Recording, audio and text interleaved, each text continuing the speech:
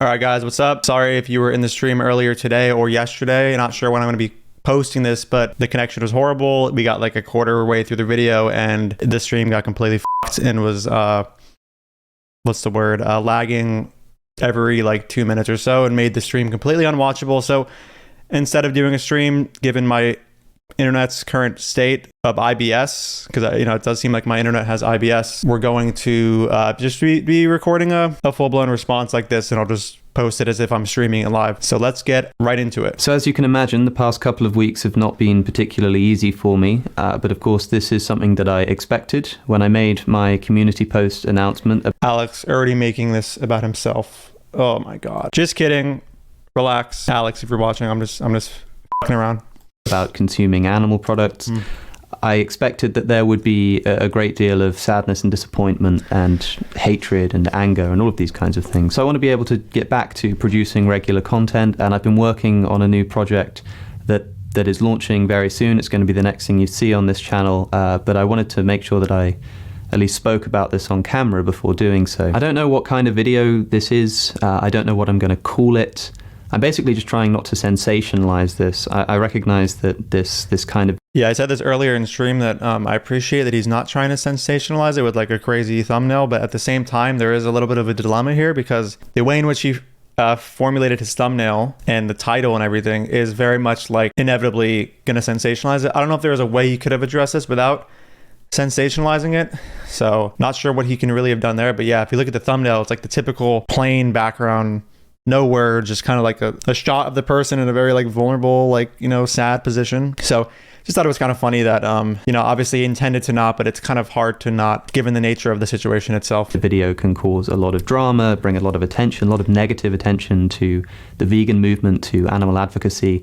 That's really something I'm trying to avoid. I've been thinking a lot about how best to approach this whilst doing the least harm to animals and the least harm to the vegan movement as a whole. I'm still not entirely sure what that looks like. Of course, ideally, you would have wanted me to just stay totally plant-based, but I'm hoping to explain some of the reasons why I didn't do that. But crucially, I do appreciate his intention to not make veganism look bad in regard to this video. It's very easy to come across as like anti-vegan or say like, oh, this didn't work for me, veganism sucks, whatever. He's making it very clear that that's not his intention. And as we watch later in the video, you'll see his intention is also to not let people think that this was caused inherently by veganism or something like that. Crucially, and I should say this from the outset, even though it should be obvious, look, I'm not some kind of nutritionist. I'm certainly not a nutritional expert. And so I'm in a bit of an awkward situation here in that, I feel I want to explain some of the problems that I was facing in maintaining a healthy plant-based diet. But I want to clarify that shouldn't be informing your position on the viability of a plant-based diet for yourself. A lot of people have been sending me studies, in particular the American Dietetic Association study that... Yeah, I said this earlier in my stream that it's a little bit silly to do this if you are aware of Alex's content sufficiently, because this is basically the main study he would be citing all the time. The position from the Academy of Nutrition and Dietetics on vegan diets and how they're suitable for all stages of life, including for pregnancy and for athletes. He has cited that more than anything I've ever seen him cite. I'm not even sure if he really cited any other kind of data in support of vegan diets nutritionally. So yeah, a little silly to send him that as if he hasn't been citing it in a lot of his vegan content, right? Being vegan is healthy at all stages of life, including pregnancy, as if this is new information to me. Yeah, as if this isn't something that I was already aware of and wasn't citing myself. Of course, the American Dietetic Association says that a well-planned vegan diet is healthful at all stages of life. The key point is well planned there, and my problem is not with the idea that every nutrient that's required to be healthy can be found in a plant-based diet. I think that it can. My problem is with the practicability of maintaining it for myself. So people have been asking, well, what's this magical nutrient that you can only get from an animal product that you can't get from plants? I want to clarify from the start, there isn't one. Every nutrient that you need to be healthy can be found in an adequately planned plant-based diet. Okay, I appreciate him giving that full-blown disclaimer that he doesn't believe there's some magical nutrient you can only get from animals that are essential, because a lot of people just think that when they see these videos. It's just a feeling they get. So I'm glad that he is just full-blown saying like that's not his belief system. He's aware that plant-based dieting, if planned appropriately, can be adequate when it comes to nutrition and health outcomes. That's good. And I believe he's going to even say this multiple times throughout the video, which is great. I just want to talk to you about some of the reasons why I found it very difficult to maintain a healthy plant-based diet. I also want to clarify that I really don't know what my diet's going to look like going forwards. I don't know if I'll continue to eat these foods or whether I'll be able to abandon them again in the future. I really don't know. So I'm not trying to do an ex-vegan, anti-vegan thing. I'm not trying to come out and say, veganism did this to me, I had a horrible experience, and this is why you shouldn't be vegan. Like, I still want to encourage people to be vegan. I still want to encourage people, of course, to care about animal suffering and to help bring about the end of factory farming. Like, the fact of the matter...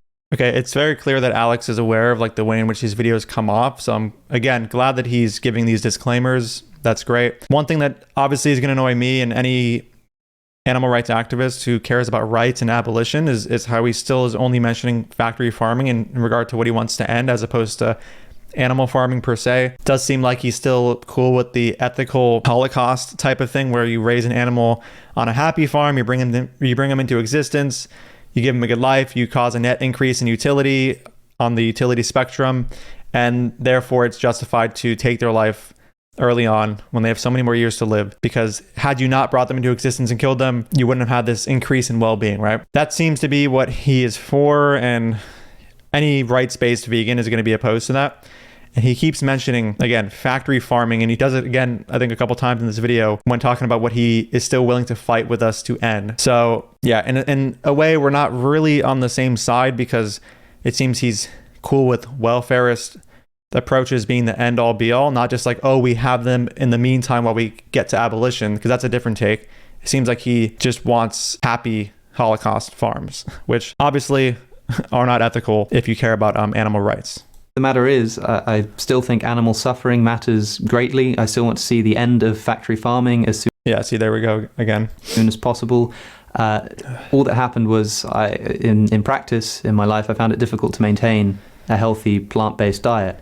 That's it, really. I understand why that would annoy people or upset people, especially given that I'm somebody with a public platform, but that's what this breaks down to. Now, for most of my life, I've had a particular set of health issues, just like most people have some health issues that I must stress are unrelated to veganism. They're not caused by veganism. I had them before I was vegan. It's nothing like that. But for instance, one of the most important or relevant here is IBS, or irritable bowel syndrome, which people have to varying degrees. I've suffered with it quite severely for most of my life. It's not been as bad as I've been getting older, but it essentially translates to having some severe stomach problems, as well as, I don't really know how to put it, but you need to make sure you have access to a toilet. For most of my childhood, I just want to say, like, so if you guys don't know, I do have Crohn's disease. My first symptoms of it were prior to being vegan, similar to Alex's story. Although Crohn's disease and IBS are not the same thing, a lot of their symptoms overlap. This is very common if you look at gastrointestinal issues that people have.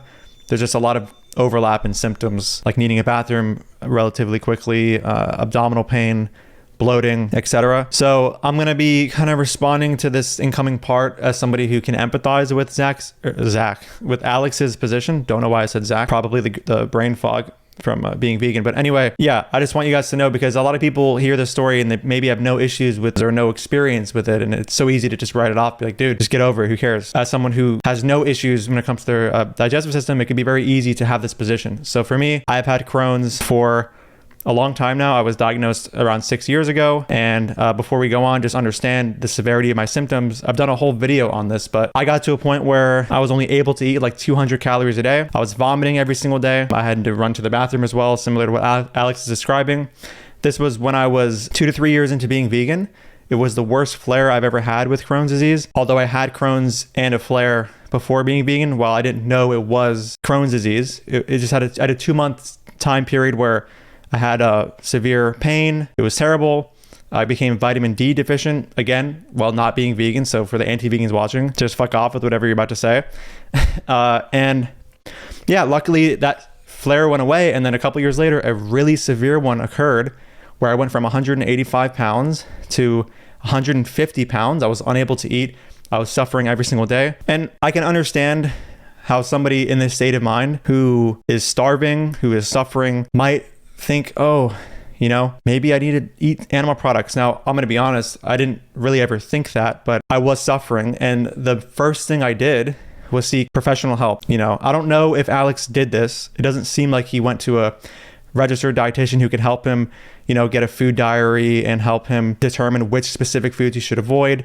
I'm not really sure, but there are registered dietitians who can help with IBS and helping, create a meal plan for you that will help mitigate symptoms. But for me, while I was suffering, the first thing I did was seek medical attention. I got an endoscopy, a colonoscopy, and we determined that I had Crohn's disease, and I wasn't aware that I had this prior. And then got on some medication, and over time, over the course of 2 months, I hit remission. And just some perspective for you guys. This was me prior to the flare. I did a whole video on this, but I'll just kind of skim through. So this is me prior to the flare. I was pretty built up. I was like 170 something pounds, maybe something like that. I don't remember fully. Then symptoms started. I started losing weight, vomiting every day, unable to eat, just truly horrific. I got to 155 pounds, couldn't eat, fatigued. I was anemic. I was vitamin D deficient. I was barely eating. It was just horrific. And there was even a part of that time where my dad was like, hey, Danny, maybe you're anemic because you're not eating animal products. Like, he pretty much said something like that. And I was like, Dad, I'm literally not even eating at all. And you'll see how that kind of relates to what Alex is going through, where he talks about how he's had days because of his condition where he's eaten 0 calories or up to 700 calories. But anyway, yeah, all my symptoms during this time, fatigue, joint pain, it was terrible. It's all the symptoms of not eating enough calories, right? And then I got the colonoscopy. This was the day of the colonoscopy. I was down to 149 to 150 pounds. It was terrible. I guess as a Jewish person, I could say this. I feel like straight out of Auschwitz. That's what it seemed like. Obviously not. That's an exaggeration. But over time, I got diagnosed and started eating again, got bigger, got my size back, and entered remission. And, went from 150 pounds to back to 176 and got a lot of my muscle back. And it was great. But during this time, I'm just trying to empathize here with Alex that I could see why somebody would feel lost and not know what to do, even when you have a position on animals and why it's wrong to support animal agriculture, right? Or I guess for him, factory farming, but you know what I mean. But the fact is that I went to a professional and I went to figure it out. Now we're going to go back to his video, but it doesn't seem like he went to a registered dietitian or went to a gastroenterologist to help navigate this problem, And there is a lot of overlap between gastrointestinal issues. I'm not saying he was misdiagnosed. I'm sure he has IBS, but he could have something else as well, right? And I have a friend who is in the process of trying to figure out if he has IBS, and he similarly has these symptoms that Alex experiences depending on the food, right? And so just to name a few foods he can't eat, like quinoa, broccoli, black beans, certain protein bars or powders, onions, blueberries, and kale. Like, these are foods that when he eats them, his stomach is screwed. He needs to go to the bathroom relatively quickly. And he's currently trying to figure this out. And he's also a vegan, by the way. It doesn't sound like Alex has taken a similar professional medical approach. I could be wrong, but he did not. You'll see as we watch this video, he did not really mention anything of the sort. And I'm trying to understand how somebody can do that while in this state of mind. I know sometimes in gastroenterology, people can feel hopeless because of the inconsistency of certain symptoms. Like Alex will say as well in this video later that a lot of times it was inconsistent symptoms, meaning he couldn't detect, it was this food that was messing him up. Sometimes it's just food in general. And that happens to me with Crohn's. Like, people say, you have Crohn's, like, what foods mess you up? And I can't really tell you what specific foods mess me up, because when I'm flaring, it really just depends on the severity of my flare. And then pretty much anything messes me up that I consume. I can't detect any patterns. I've tried food diaries and really it's hard. Like, sometimes just strictly rice messes me up. Other times I'm eating all this rice and I'm fine. This is all anecdotal, of course, but I'm just saying, I can also empathize with him in that his condition is a bit inconsistent with how the foods mess with him. In conclusion from all this, I wish and hope that he will seek professional help. It seems from this video that he just kind of try to figure it out on his own, which isn't good. I don't know if he's gotten like a colonoscopy to get a better grasp of what's going on there. I'm not totally sure. It sounds, as we go forward, you'll see that he has certain foods that he's determined trigger his symptoms more than others. Okay.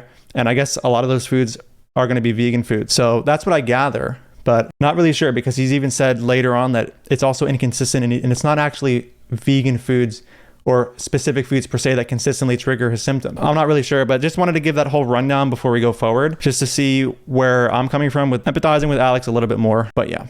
One of the great miseries of my life was that I essentially wouldn't be able to go anywhere that didn't have an immediate toilet access, because Otherwise, I'd be absolutely stuck out. And the anxiety of just being there and knowing that that was the case would be enough to bring on the symptoms of IBS.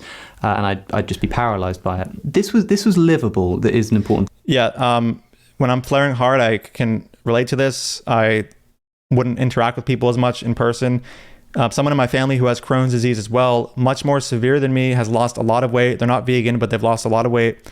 They stopped going to a lot of family gatherings. They're anxious to be around people. They need a toilet immediately. So I can understand where he's coming from with these symptoms. Thing to stress.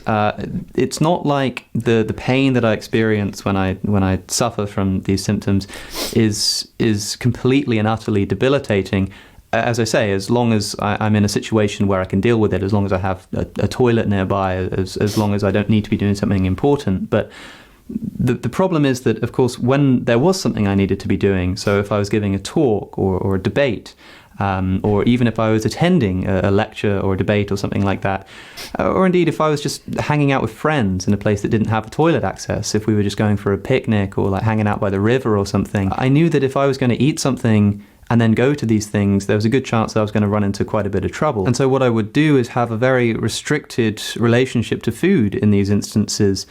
It meant essentially not eating or eating very minimally and safely whenever I was in one of these circumstances. So sometimes, we'd be out and people would be getting food and people would notice that I'm not really eating anything or not finishing a meal that was in front of me or being really picky with my food. And a lot of the time I'd have to politely decline to eat various foods because I was just so worried that it was going to set off a reaction in my stomach. And one of the worst things about it is that it was quite unpredictable. I never knew when the stomach was going to flare up. So yeah, see, that's what I was saying earlier, that his condition is actually quite unpredictable, similar to mine. And yeah, everything he just described, when I'm flaring hard with Crohn's, I go through the same thing.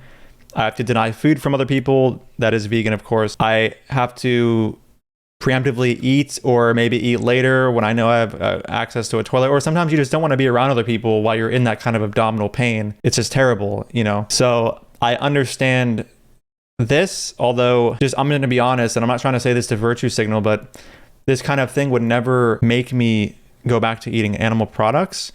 I would just maneuver around it. And if, going to talks and going to debates and talks and all this are putting you in a position where you're not being forced to eat animal products, which it kind of sounds like, I just wouldn't do those talks, or I would stick to this online content, because I don't know, like, you can have a high impact anyway with online content. I would never put myself in a situation where I feel like I need to eat animal products, right? So yeah, just want to say I can relate to pretty much everything he's saying during my flares that could be quite severe. Sometimes I'd be able to eat and be fine, but I didn't want to run that risk. And so in any of these kind of circumstances, I'd be restricting my eating very greatly. And this is something that I did before I was vegan as well. So I was well adjusted to it. But yeah, it is very true that having a condition like this can build up a lot of anxiety when it comes to food.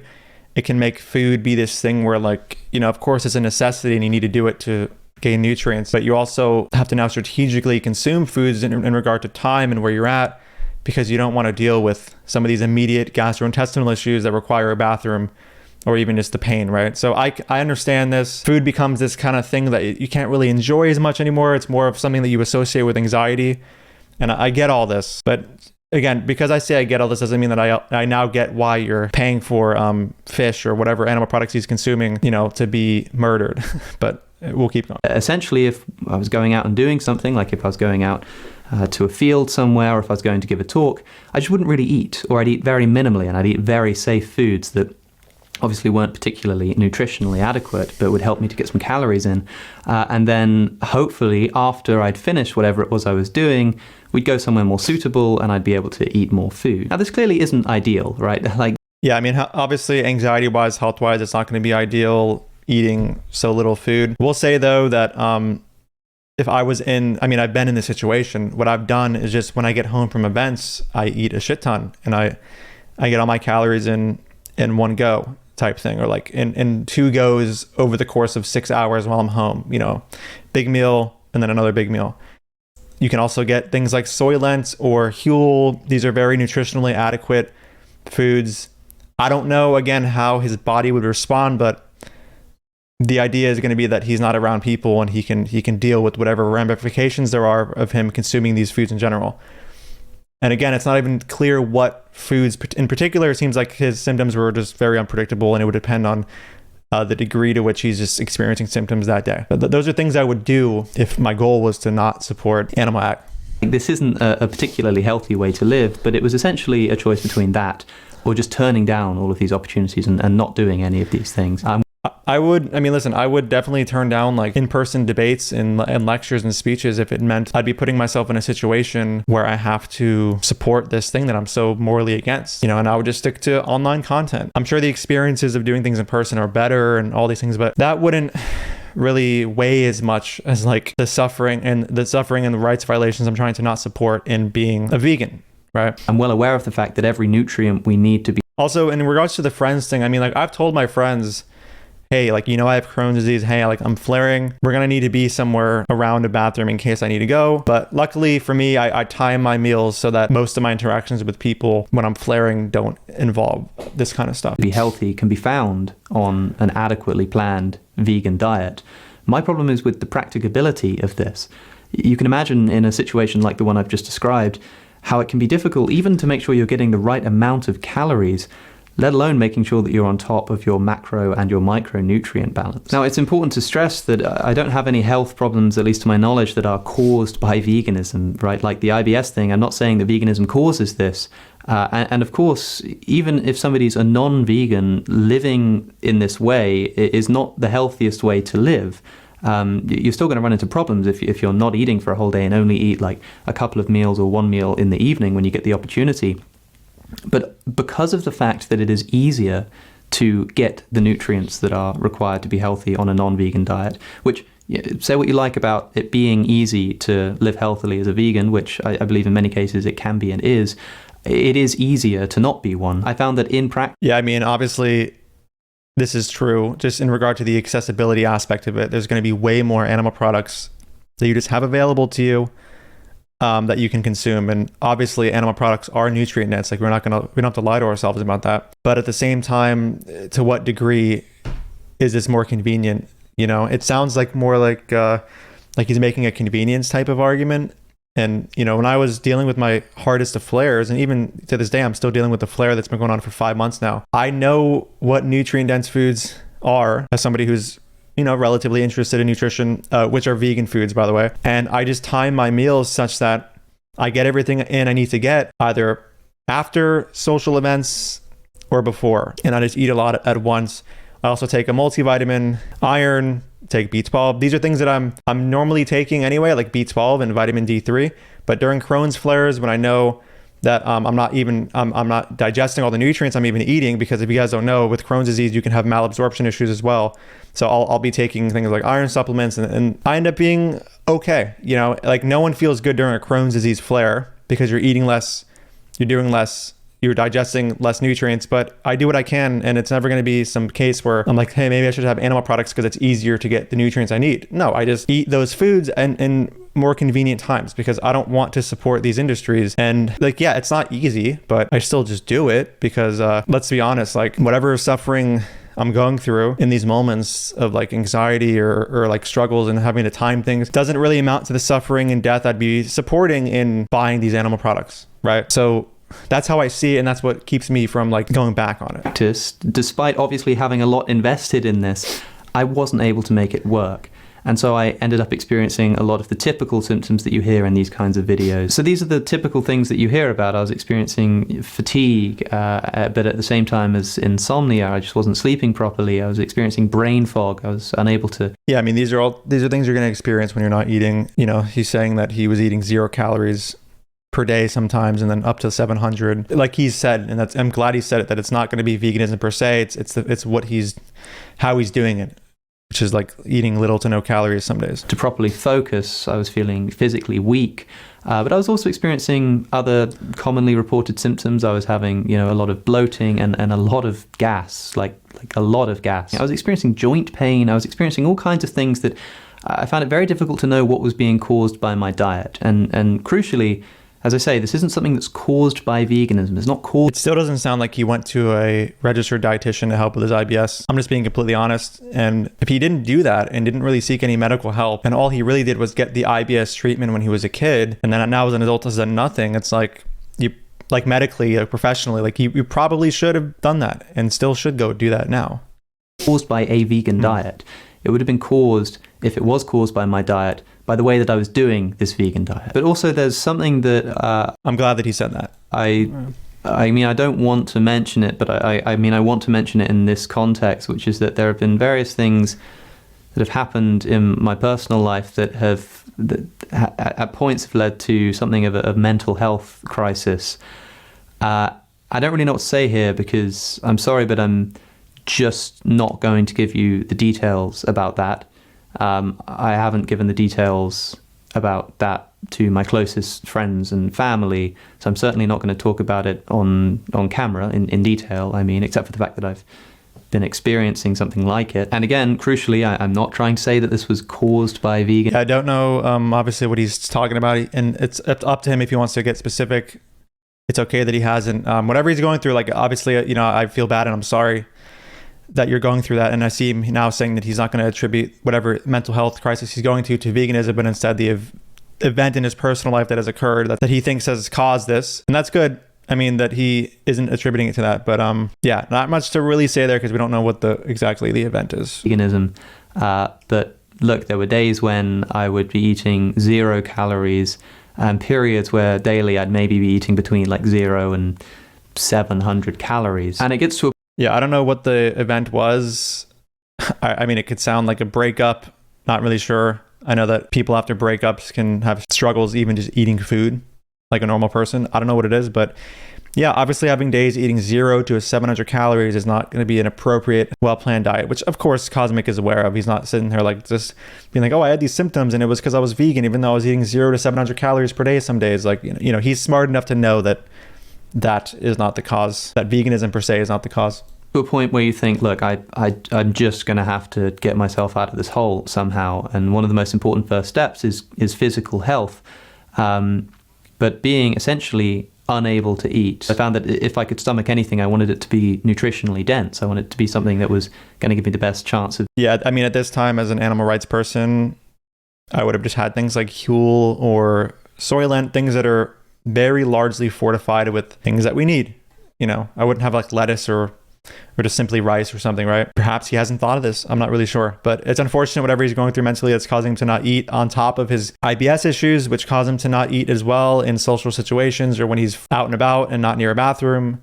So he has like 2 things here that are causing him to not really eat that much. And now he thinks he should have the nutrient-dense animal products. But there are largely fortified vegan foods you can have when you're in private, away from friends and people that can help fulfill good health, right? Improving my physical health. So look, I'm really not trying to make this some kind of sob story. I mean, it's impossible to do that, I guess, without giving you all of the details. That is true. It's really difficult to find a balance here between trying to talk about my experience whilst trying not to make it just sound like I'm making a bunch of excuses and trying to make you feel sorry for me.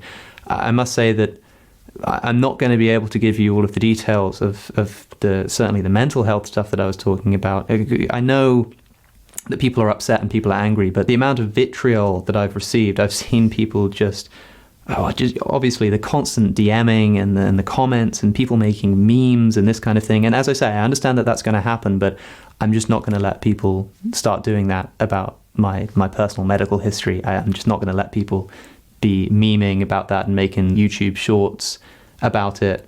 It's just not something that I'm willing to do. What I'm trying to do instead is get across the point that when I'm talking about the practicability of living a healthy plant-based diet, I'm not talking about the idea that a plant-based diet isn't or can't be healthy. What I'm trying to get across is that even if in principle it can be healthy and it's perfectly possible to be healthy on a plant-based diet, for various practical reasons, that might be something that's unattainable. And to not recognize that, I think... Yeah, I don't know that it would be unobtainable as in like impossible. I just think maybe Alex is unaware of nutrient-dense foods he could have consumed when he has that off time away from people. And yeah, I mean, he could have... I don't know if he did, but he could have gone to a registered dietitian who specializes in helping people with IBS and creating food diaries and determining which foods screw them and which ones don't. Again, though, I don't know, I guess, how helpful that would be because he says it was random at times, similar to how my Crohn's disease was. But still, he could have gone to gastroenterologist, gotten something like a colonoscopy, endoscopy. Things changed. Like, although he had a diagnosis when he was younger, maybe things have gotten worse in regard to something. Who knows, right? I mean, in the end, seeking medical help and getting actual medical tests is what you should do. And it doesn't seem like he went about it that way. I think is a mistake, and I think it's going to do harm. And on that point, I should talk about some of the reactions that I've received just from the statement that I put out. I mean, there have been some responses that have been perfectly fine, you know, disappointed or trying to understand or whatever. But I mean, you don't need me to tell you that there's been a great deal of hatred and vitriol. You can see it for yourself.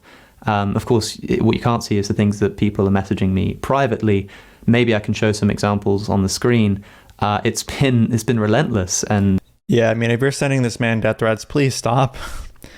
It's not a good look. And I know it's hard to have empathy for Alex when you're thinking strictly about the animals, and I don't think there's a problem with thinking strictly about the animals in this case. But at the same time, when somebody is suffering in the way that he is, it's hard to think about others, okay? You have to just be understanding of that, right? I'm not justifying anything he's doing. I'm just trying to descriptively describe to you guys why it's important to just remember like what it is like to be a human just completely suffering and going through it. You know, we've all talked about like, you know, oh, if we were in a survival situation, which obviously he's not in, let's be very clear about that. But like you wouldn't be thinking straight, that you maybe would eat an animal or something. Again, he's not in that situation, but when you're in this situation, I don't know what his mental health crisis is. I don't know what's going on there. On top of his IBS issues and not eating and feeling fatigued and not thinking straight and being mentally fogged, you might feel hopeless at certain points and not know what to do. Still think he should have went to a medical professional, obviously, but I'm just trying to say, like, have some empathy in regard to this, and don't send him death threats. Like, come on, guys, that's not gonna. You think he's gonna see the death threats and be like, oh, you know what? I'll go vegan now. Cool, whatever. Who cares? Like, no, it's not gonna happen. And sometimes from quite like established figures, like, you know, blue tick vegan advocates sending me messages saying that I'm, quote, fucking retarded. As well as I saw that vegan teacher said that if we were living in a time where it was still legal, she'd be calling for my public hanging. You'll forgive me come on, Katie. if I'm not going to give you the details, certainly not of my mental health experiences, when I know that there are people out there who are just waiting to essentially make content out of this. I've already seen people just making all kinds of videos and memes. I've been hope he doesn't see me in that light. Doing YouTube a long time. Like, I built up a thick skin to this kind of thing. I can deal with mean comments, but I've had a lot of people reaching out to me to check that I'm okay. You know, people seeing the responses and messaging me to be like, man, like, are you doing all right? I mean, this looks horrendous. And a lot of it has been horrendous. But as I say, I can deal with it. The thing that I want people to be careful of here is, like, how is this going to look to other people? Like, I still want to encourage people to try veganism. I still want to encourage people to join the movement against animal suffering, against factory farming. But imagine... Okay, again, against animal farming and animal enslavement, commodification, etc. Not just factory farming, okay? Just got to make that clear to the people listening.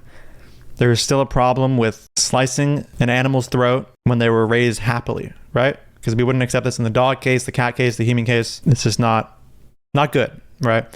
But yeah, I appreciate that he still wants to at least help end animal use in some regard. But I don't, you know, I would go the extra step and be like, hey, you know, also, like, happy Holocausts aren't good, right? Imagine somebody's on the fence about becoming a vegan. Oh, and yes, it's not a good look, the death threats and, like, the crazy takes. People on the outside are going to see that and be like, yo, these vegans are fucking crazy, dude. Vegan. You know, they're not really sure whether it's going to be for them or not. And then they see what's happened here. Right? They see somebody who says, look, this wasn't working for me for various reasons, and I need to let you know about that. And seeing this kind of response, seeing this hatred and unforgiving vitriol, what is that person going to think? They're going to think, I obviously don't want a part of this, because is that... Yeah, not a good look. That going to be me if I then end up changing my mind? I understand the anger, I understand the disappointment, but believe me, it's not a good look. And a lot of people have said, look, you know, it's so much worse because you've got this platform, but, you know, if you're commenting this kind of stuff underneath that platform, all of these thousands of people are going to see your comments too. So of course there are still going to be people who think that this is inadequate. If that's because I haven't really gone into any philosophy, I guess I decided that I don't think it's philosophy that people want you to go into. It's more like, what did you do medically and professionally to help alleviate your problems? And if it was nothing, then yeah, of course I'm gonna be mad about it. I'm not sitting here waiting for you to get into some like normative ethical theory and try to like, very like rationally and philosophically justify what you're doing. I just want to know in practice, like what happened and what did you do to alleviate these issues? that it's best to separate out these two things, because I don't want it to seem like I'm trying to make some case against veganism, or that I'm trying to just rationalize the problems that I've been having. What I really wanted to do is just expand on my post and say, look, this is the experience that I've had. It's not that I think that you can't get all the nutrients you need from plant-based sources, as some people have assumed, and quite understandably, that I meant. That's not what I meant. I was talking about the practicability of maintaining such a diet, and that you shouldn't come to me for nutritional advice. I'm just telling you what's happened here, because it's obviously something that I have to address, but I'm not trying to offer you some kind of advice here. One thing that I said at the end of the statement that I put out was that I was sorry, especially to people who'd become vegan activists or advocates on my account, and a lot of people misunderstood that. Yeah, I saw a lot of people misunderstanding this. I'm not sorry that I've turned people vegan. I'm not sorry that I've made people advocate for this cause. I'm just trying to say that I'm sorry to them for the disappointment that they might and do feel because of what I'm doing. Yeah, I don't know why people took him to mean, I'm sorry that I made you a vegan and all that. I don't know why that was the reaction. Doing here. I'm not sorry that they've become vegan activists. So I do, of course, still want to see the end of factory farming, and I hope that vegans don't see me as their enemy on this front. Like I'm hoping we can still work together in our advocacy here.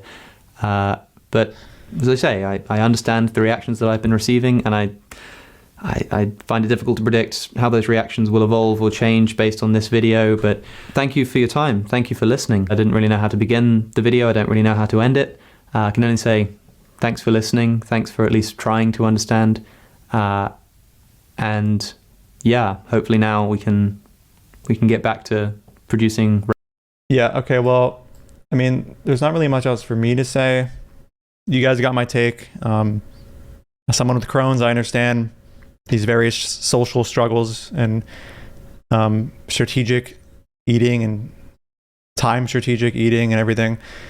But yeah, I don't know. I just don't know if he went all in terms of trying to figure this out medically and professionally. It seems from the video that he just was kind of hopeless and tried to use his intuition to figure it out, which obviously, like, to me is not adequate. And it's the opposite of what I did during my issues. Like, I don't know what tests he's done and everything. So, yeah, I don't know what else there is to really say. Perhaps he'll make another follow-up, but everything I've said in this video is pretty much a representation of my views on this. I may have misspoke here or there because this is like on the cuff and not really scripted, but yeah, that's my general take. And hopefully he can reach out to a plant-based dietitian or somebody who is a gastroenterologist or something to further figure out what's going on here. Because if he hasn't, then I mean, this is kind of just like an intuition though type of solution seeking, which is not good. Anyway, thank you guys so much for watching. If you support my work and want to support me on Patreon, you can get early access to it by clicking the link in the pinned comment. And if you don't know, I do have a book going over most, if not all, of the anti-vegan arguments you can hear online. If you want to get that as well, that'll be linked in the pinned comment. Thank you again for watching, and I'll see you in the next video.